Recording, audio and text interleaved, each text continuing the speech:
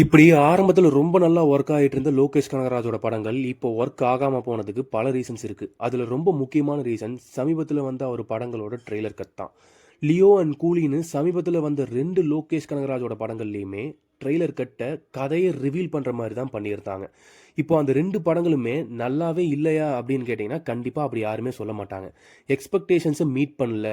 எதிர்பார்த்த அளவுக்கு கதை பெருசா இல்ல. ஸ்க்ரீன் பிளே சுமாரா இருந்ததுங்கிற மாரியான ஒரு விமர்சனத்த தான் படத்து மேல எல்லாருமே வச்சிருப்பாங்க.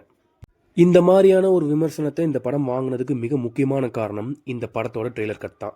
இந்த 2 படங்களோட கதையுமே ரொம்ப புதுசான, இன்ட்ரஸ்டிங்கான கதையான்னு கேட்டா, கண்டிப்பா அப்படி கிடையாது. நம்ம ஆல்ரெடி பார்த்து பழகுன ஒரு யூசுவலான ஆக்ஷன் த்ரில்லர் ஸ்டோரி தான். ஸோ இந்த ட்ரெய்லர் கட்லயே ஆடியன்ஸ் இதுதான் கதைன்னு தெரிஞ்சுக்கிறதுனால, அதுக்கும் மேல படத்துல என்ன இன்ட்ரஸ்டிங்கா இருக்கும், என்ன சுவாரஸ்யமா காமிக்க போறாங்க அப்படிங்கிறத பார்க்க தான் அவங்க தியேட்டருக்கு வருவாங்க.